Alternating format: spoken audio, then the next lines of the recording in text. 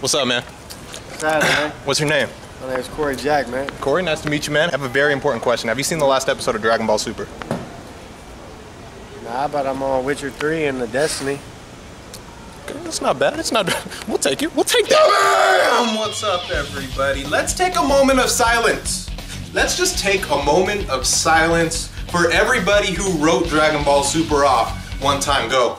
Just kidding. You don't even deserve a moment of silence. Fuck you. You're missing out. I'm not trying to fanboy right now, but I mean, let's be real. Dragon Ball Super is fucking killing it. And episode 50 just added on to a slightly long spree. The spree's getting longer and longer of Dragon Ball Super just kind of killing it. But long story short, we're gonna be reviewing episode 50 of Dragon Ball Super today, and HO-MAH-GUUDNESS. Once again, like I said, it just added on to the already long running streak of this arc. This arc came in with the bang, and it's banging every fucking episode. You can just call this Bang Bros, and I'm not talking about Bang Bros the porno, even though I'm talking about it right now, but I'm not trying to promote it or anything. Do what you want. There's websites, but that website is not YouTube. I'm going off on a tangent, so let's just jump in to this review already. Chabo, hey chabo,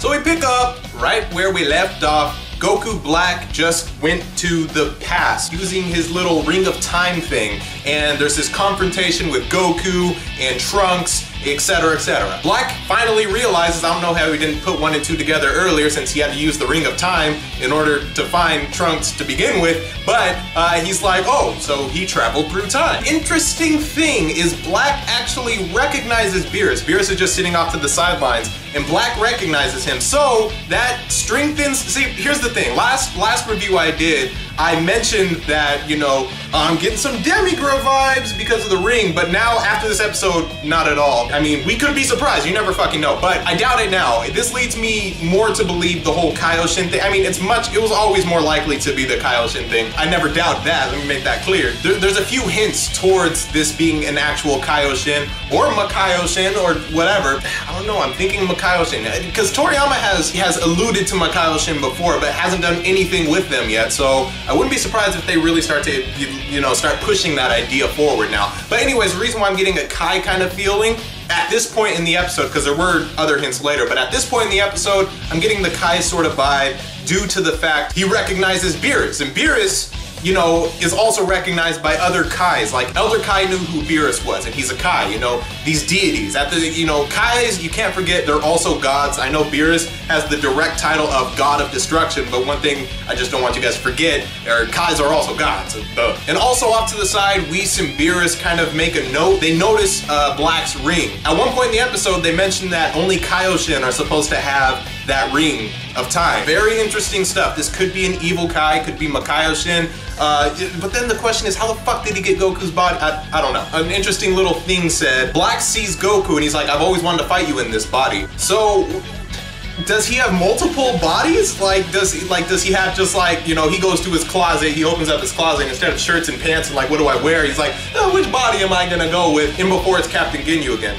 That was a joke. I don't really think that. Anyways, the fight begins between Goku and Black, and Goku's obviously holding back Black. And Goku's obviously holding back because Black. And Goku's obviously holding back because as we know, Goku can go Super Saiyan Blue, and he just previously showed Super Saiyan 3. So Goku's obviously holding back. He ends up going up to Super Saiyan 2 against Black. It's a really beautifully animated fight. You see Black throwing these blasts at Goku. Goku's getting good shots in, but for the most part, when you look back at it, yeah, they had a good fight. You know, they had those simultaneous punches that Dragon Ball Z always likes to do, where they punch each other in the face at the same time. Goku's pretty much controlling the fight though. Like, Black is definitely losing this fight.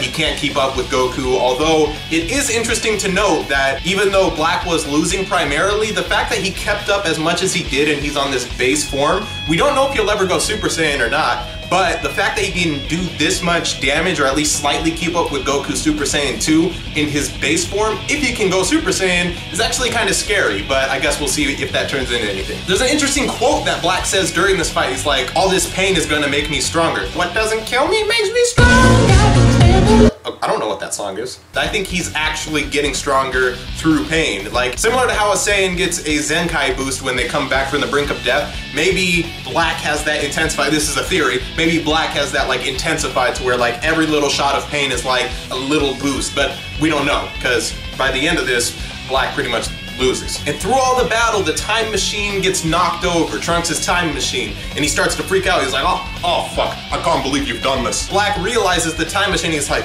oh? And then he sees the time machine. That's literally what he did. Oh? It was a little cooler when he did it. Long story short, the time machine gets destroyed, his ring starts to fuck up, and then this portal opens up behind him, and it's like a black hole, like sucks him in, and he said, they're called like time distortions or something, and that's just Demigra vibes, but I know it's not Demigra. I know, what if this new Kai, this possible Makaiyoshin, the green Kai that they showed in the intro, what if he's like the same character as Demigra, but he's not really Demigra? And what I mean by that sounds fucking ridiculous, but what I mean by that is, what if they're like, we really like this Demigra character, but we don't want to like, you know, make it the same character as Xenoverse, so we're just gonna add this Kai or Makaiyoshin, and he's gonna have the same concept of Demigra, except it's not Demigra. I don't fucking know. So what happens is Black goes back to the future and leaves Trunks behind, and Trunks' time machine gets destroyed in the process. So pretty much Black went back to the future and he's basically able to do whatever he wants, and now he doesn't have Trunks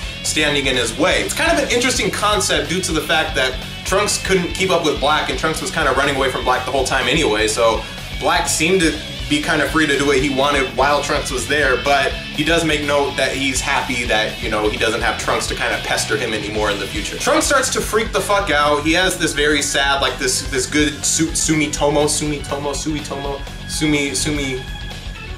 soy sauce. Fuck it. I'm not racist, okay? I just say whatever I fucking want, and sometimes it's offensive to an entire race of people, but that doesn't make me racist though. So Trunks is freaking out, it's this very sad thing, and this good fucking music by the composer whose name that I called soy sauce earlier, starts up, and it's like this really sad, touching kind of song, and he starts to have flashbacks of his mom. Basically, like, the time machine seemed to have like a lot of sentimental value to Trunks the whole time. Like, he was like, you know, that's what it seemed like it was more of. Like, yeah, he was kind of flipping out because of the fact that, you know, Black is gonna go on this reign of terror, but at the same time, it was like, you know, his mom is the one who made that, and there was like a lot of like sentimental value of it, I think. That was, you know, that's the way I perceive it, because his mom is dead now. You know, so that's like all he had. Trunks makes a note to Goku that Black was actually a little bit stronger than he was in their previous encounters. It kind of reminds me of the android thing where like they weren't as strong as his, they weren't as strong in his timeline, but they were stronger,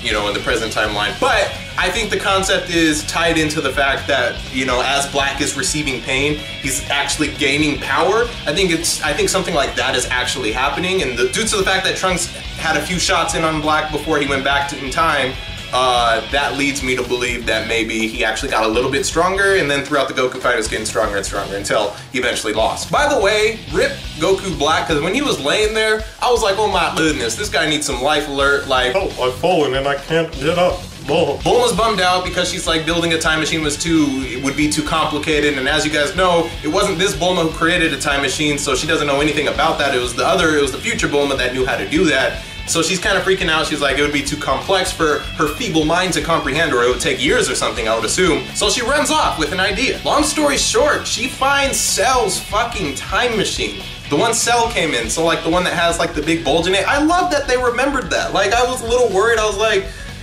they really had to remember something about Cell, and I feel like there's little to no Cell references made nowadays, and as you guys know, I love Cell because I'm pretty much Cell on Xenoverse. I love this quote that Vegeta had at one point. Trunks is like, you know, all sad and stuff, and Vegeta actually has like a fatherly moment, but he's still like a badass at the same time. So Trunks, you know, he's all heartbroken on the ground, like, you know, looking at his time machine, the rubble. Then Vegeta walks up and he's just like, don't give up.